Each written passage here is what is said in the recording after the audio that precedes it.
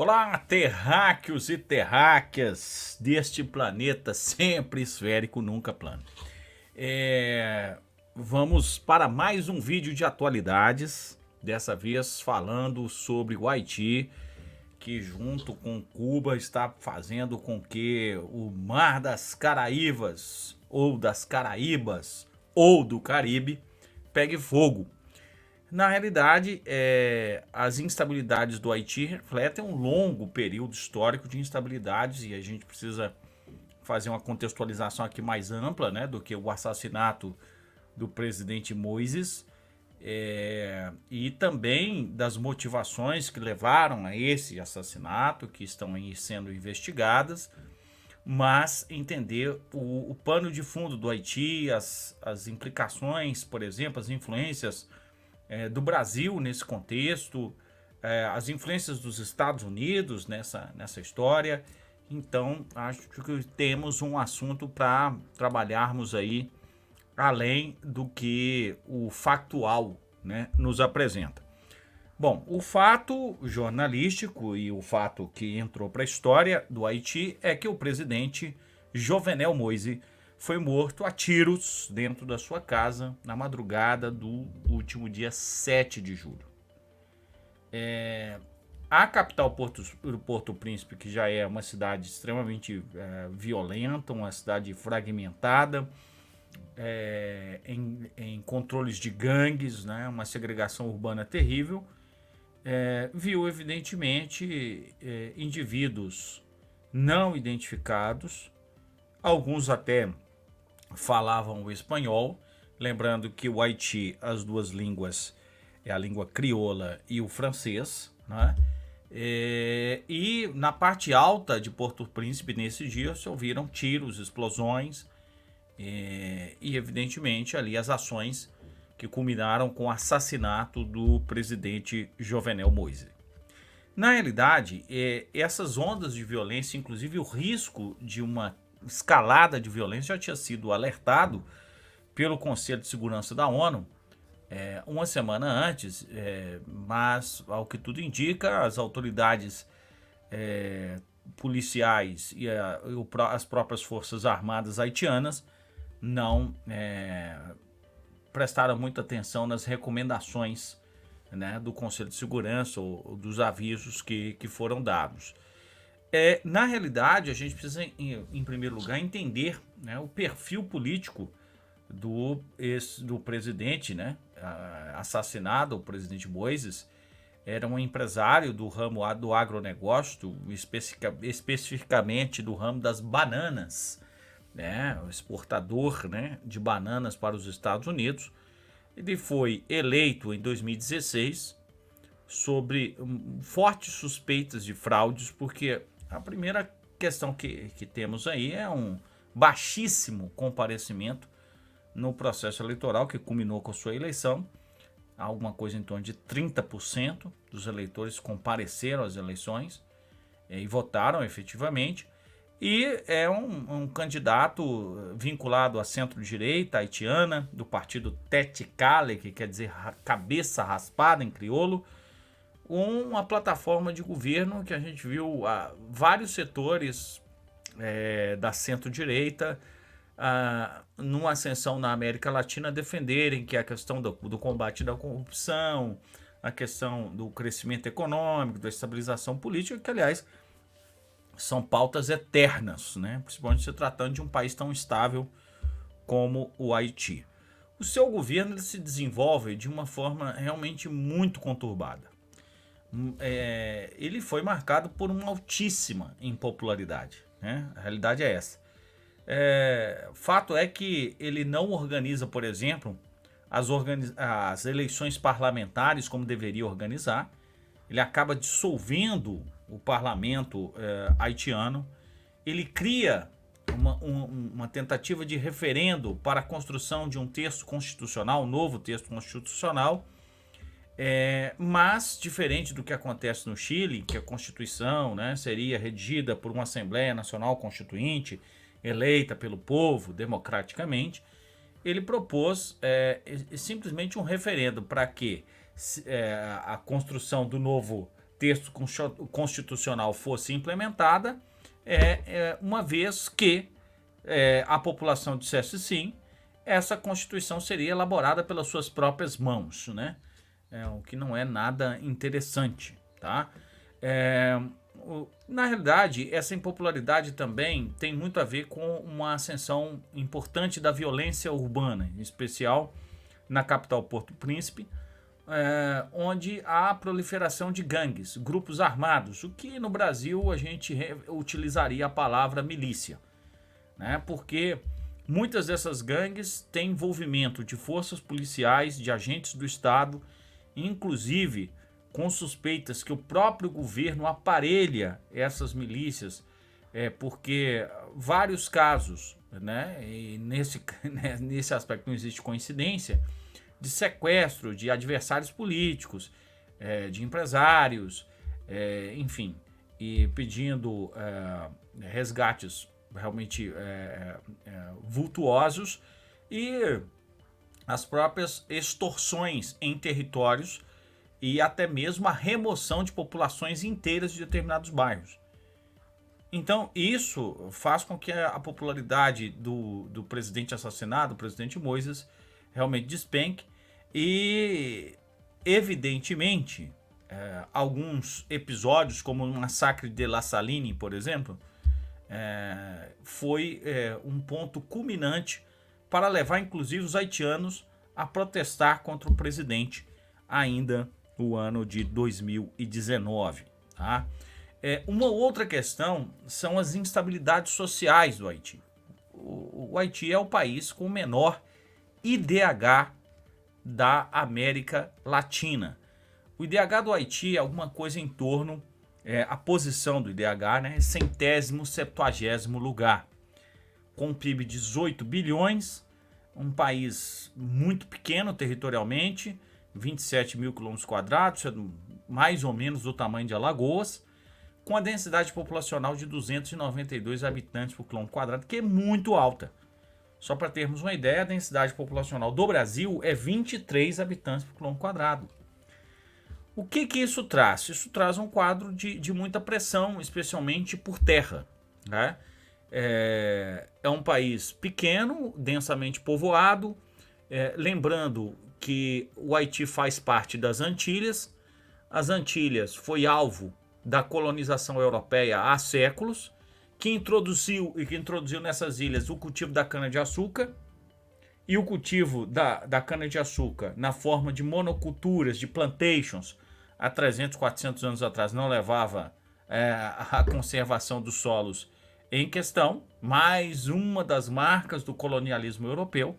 Então isso quer dizer que muitas das áreas dos solos do Haiti foram degradados. Então você tem uma pressão, realmente por áreas agrícolas enorme, o que acaba fazendo com que o Haiti não seja autossustentável, né, em produção agrícola, no abastecimento da sua própria população. O Haiti precisa importar 80% dos alimentos que consome, num contexto de pandemia, de rupturas de fluxos comerciais, né, de alteração, principalmente do câmbio. A moeda haitiana, realmente o valor é praticamente desprezível. Isso pesa demais, o que traz um agravamento do quadro de fome. Já era grave, né? E uma situação cada vez mais calamitosa nesse sentido, né? 66% da população haitiana vive abaixo da linha de pobreza. Isso é importante dizer que é o seguinte: além desse quadro, que é um quadro de uma grande epidemia de fome no Haiti, né? Você tem a questão dos cortes de energia, por exemplo. É comum a instabilidade do sistema elétrico, então muitas vezes cidades haitianas ficam horas apagadas, um valor aumentado no preço dos combustíveis, né? Uma disparada no preço dos combustíveis, e evidentemente isso cria um quadro de uma crise social sem solução. Eu diria que o Haiti é um dos casos daquilo que Eric Hobsbawm chamava de países falidos. O Haiti é um país falido, não é? E essa falência tem a ver sim com as marcas do colonialismo europeu. e do próprio imperialismo dos Estados Unidos, porque o Haiti está nessa zona de interesse, ou de interesses imperialistas dos Estados Unidos. Né? Um dos quadros dramáticos, por exemplo, é a pobreza força, por exemplo, né, a 225 mil crianças, isso é o número que se tem, haitianas, a trabalhar com o que eles chamam de restavex, que são empregados domésticos sem remuneração. Ou seja, isso é uma forma moderna de escravidão. Escravidão doméstica. Né? 225 mil crianças. Então, o quadro realmente muito complicado. Na questão sanitária, não é diferente, porque a questão sanitária ela envolve o acesso à água potável, a coleta adequada de esgoto é extremamente precário. Segundo dados da Organização Mundial de Saúde, 1 em cada 2 haitianos não tem acesso à água potável e apenas 19% da população tem acesso ao sistema de saneamento básico. Então, isso tudo cria um quadro de instabilidades sociais realmente muito importante. E o impasse político que tomou conta do país foi que, na eleição que ocorreu em outubro de 2015, como ela foi suspeita, né, uma eleição suspeita de fraudes, então ocorreram uma série de ações judiciais, recontagem de votos e etc. E enquanto o presidente Moïse não assumiu o poder, uma junta provisória governou o país até novembro de 2016. O Moïse toma posse em 2017 e não aceita deixar o governo sob a alegação que seu mandato terminaria em 2022. Ou seja, o seu mandato começou, segundo Moïse, em 2017. Mas a oposição alega que o mandato começou um ano antes, quando foram, evidentemente, realizadas as eleições. Como você tem uma ausência da Suprema Corte, você não tem uma Suprema Corte para definir essas questões, quem assume o país? E aí, esse vácuo de poder, né, que é criado, direciona um processo de centralismo, de autoritarismo do senhor Moïse, que acaba, evidentemente, gerando ali uma insatisfação grande da oposição política no Haiti. É uma questão importante dizer também que o Haiti é marcado por, como se não bastasse todo esse quadro de instabilidade social e econômica, ele é marcado por instabilidades ambientais, por catástrofes ambientais. Lembrar que o Haiti está num encontro de placas, está numa região de colisão, de alto risco geológico, né? E nós tivemos o terremoto que atingiu o Haiti em 2010, sendo responsável pela morte de mais de 220 mil pessoas diretamente, outros tantos milhares de haitianos que foram mortos indiretamente pelos efeitos do terremoto. Lembrar que, inclusive, a nossa grande médica sanitarista Zilda Armes morreu nesse terremoto, tentando levar a experiência de combate à desnutrição no Haiti. E evidentemente, é um país marcado também pela questão da passagem dos ciclones tropicais no Atlântico, o berço dos furacões, como é o Caribe, né? E que justamente essa é a época de ocorrência desse tipo de fenômeno meteorológico. Então, realmente são processos complexos, né? Tanto do ponto de vista ambiental, quanto do ponto de vista social, quanto do ponto de vista econômico. Nós tivemos um longo processo histórico no Haiti. O Haiti é um país interessante quando a gente vai fazer um retrospecto, né, ligeiro aqui da questão histórica haitiana, porque, por exemplo, após uma rebelião escrava em 1794, o Haiti tornou-se o primeiro país das Américas e talvez do mundo a abolir a escravidão. Importante isso, né? E o líder desse movimento, que foi o Jean-Jacques Dessalines, organizou o exército e derrotou os franceses em 1803. Os franceses, né, que queriam os ideais da Revolução Francesa só para eles, né? No ano seguinte, foi declarada a independência. E é o segundo país a se tornar independente nas Américas. e o Dessalines se proclamou como o imperador. Aí, nesse contexto, os escravistas europeus e estadunidenses mantiveram o Haiti sob bloqueio comercial por 60 anos. História curiosa essa história dos bloqueios comerciais, né? Lembra um outro país, né? Na segunda metade do século XIX e no começo do século XX, 20 governantes sucederam-se no poder, ou seja, o histórico de instabilidades políticas é muito longo no Haiti. 16 desses 20 foram depostos ou assassinados. Inclusive, o Haiti também sofreu intervenções diretas das tropas americanas que ocuparam o país entre 1915 e 1934, né, a pretexto de proteger, né, os interesses norte-americanos.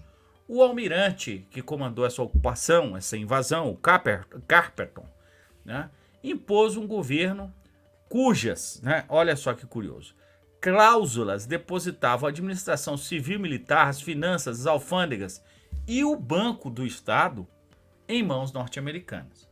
Ou seja, então, nós tivemos, é um país que lutou bravamente contra o colonialismo europeu, é um país que sofreu cerceamento por parte dos escravistas europeus e norte-americanos, e é um país que foi ferozmente atingido pelo imperialismo dos Estados Unidos. O médico, depois disso, né, desse conturbado retrospecto histórico aqui, tem ascensão nos anos 50, uma das ditaduras mais terríveis da América Central, que é a ditadura do senhor François Duvalier, conhecido como Papadoc. A sua ascensão em 57, apoiada pelos Estados Unidos, já era o contexto da Guerra Fria, o que instaurou uma ditadura assim, baseada em terror policial, eram os famosos Tutons Makut, que uma tradução assim literal seria os bichos papões, né? Quer dizer, é uma guarda que produziu um verdadeiro terror, tá, dentro do Haiti. Ele acabou literalmente exterminando a oposição, perseguiu a Igreja Católica, inclusive, né? Ele morreu em 71, foi substituído pelo seu filho Jean-Claude Duvalier, o chamado Baby Doc, apelidado de Baby Doc. E diante de tanta instabilidade, o país fica completamente dividido territorialmente em gangues, milícias, disputando o território, o controle desses territórios. E diante disso tudo, em 2004, o Brasil vai meter o bedelho nessa história. Porque aí a interferência da ONU num processo de estabilização do Haiti, em 2004, a renúncia do presidente, mais um, né, do presidente Jean-Bertrand Aristides, um presidente mais ligado à esquerda haitiana, né, muito ligado à teologia da libertação, e há desconfianças que, por pressão dos Estados Unidos, o Jean-Bertrand ele renuncia e pede asilo político na República Centro-Africana. Os Estados Unidos conseguem aprovar na ONU uma intervenção, tá, no Haiti, alegando uma ameaça à segurança internacional. O Haiti, a instabilidade haitiana seria uma ameaça à segurança internacional. É uma coisa que não tem muita justificativa. Na realidade, o que os Estados Unidos faziam naquele momento era um movimento de intervenção no Haiti para evitar uma onda migratória para os Estados Unidos. Não é? E, diante disso tudo, o Brasil entra na jogada liderando essas tropas de estabilização, a MINUSTAH, que é a missão das Nações Unidas para a estabilização do Haiti. Essa missão durou 13 anos, com a participação de 37.500 soldados. E qual o resultado disso? A violência e a estabilidade não vieram, né? Ou seja, a intervenção não foi bem sucedida porque, mais do que tropas, é necessária ajuda econômica, é necessário, né, compartilhar tecnologia, é necessário apoio financeiro, enfim. né? Mas o porquê que o Brasil foi agir dentro desse quadro do haitiano, né? Naquela época era o governo Lula e havia um princípio da política externa defendida lá pelo Celso Amorim, ex-ministro das Relações Exteriores, uma política que ele apelidou de política ativa e altiva. Ou seja, a busca do Brasil por um protagonismo regional, né, por se afirmar como potência latino-americana, como uma grande potência da América Latina, e uma projeção também no cenário global, já que o Brasil é um daqueles que requisitam, junto com a Alemanha, com o Japão, com a Índia, por exemplo, assento no Conselho de Segurança Permanente da ONU. Essas situações levaram, né, situações de comandar 13 anos as tropas de estabilização no Haiti, levaram as tropas brasileiras, né, talvez seja um efeito disso, ao treinamento militar em situações concretas, né? Isso não tinha essa experiência por parte dos militares brasileiros, testes de armas e equipamentos, né? E a própria venda de armas, o que é bem polêmico, né? Porque há desconfianças que as vendas não foram feitas só para o governo do Haiti e talvez tenha também ocorrido venda de armas clandestinamente para as próprias gangues. Então é isso, as instabilidades que marcam esse país que tão assolado pela pobreza, pela miséria, né? Toda a solidariedade aqui do Terra Negra aos haitianos, e vamos ver aí o desdobrar, né? Especialmente revelando a identidade dos mercenários que assassinaram o presidente Moïse. Já sabemos que são colombianos, né? Já sabemos que as motivações podem estar relacionadas, sim, a uma interferência externa no país, mas precisamos de mais dados aí para acompanhar essa questão. Mas o Terra Negra vai trazer, sim, essas informações para você. Não deixe de acompanhar a gente aí nas redes sociais, não deixe de compartilhar esse vídeo. Se não é inscrito no canal, se inscreva. É isso aí, grande abraço, beijo no coração, até a próxima.